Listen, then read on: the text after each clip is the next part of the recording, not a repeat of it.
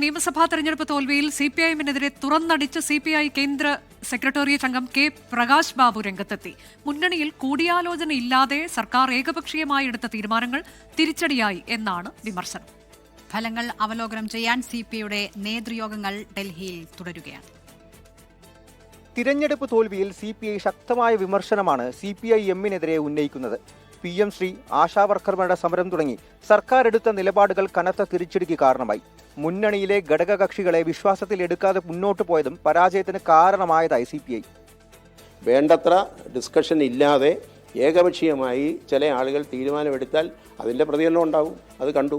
ഞങ്ങൾക്ക് ഇപ്പം തോന്നേണ്ടുന്ന കാര്യമില്ലല്ലോ. ഞങ്ങൾ തിരുത്തേണ്ടുന്ന സമയത്ത് തിരുത്താൻ പറഞ്ഞിട്ടുണ്ട്. പിന്നെ ഞങ്ങളെന്തിനാ അതിനകത്ത് ഖേദിക്കുന്നത്? ഗവൺമെൻറ്റിനോട് അതിനകത്തൊരു വ്യതിയാനം കണ്ടപ്പോൾ ഇന്ന കാരണത്താൽ പല കാര്യങ്ങളിലും മാറ്റം വേണം എന്ന് ഞങ്ങൾ ആവശ്യപ്പെട്ടിട്ടുണ്ട്.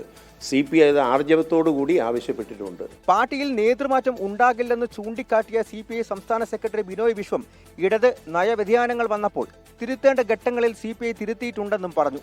5 സംസ്ഥാനങ്ങളിലെ തിരഞ്ഞെടുപ്പ് ഫലം അവലോകനം ചെയ്യാൻ പാർട്ടിയുടെ നേതൃയോഗങ്ങൾ ഡൽഹിയിൽ പുരോഗമിക്കുകയാണ്. ഉച്ചയ്ക്ക് ശേഷം ദേശീയ എക്സിക്യൂട്ടീവും നാളെ ദേശീയ കൗൺസിൽ യോഗവും ചേരും. 24 ഡൽഹി.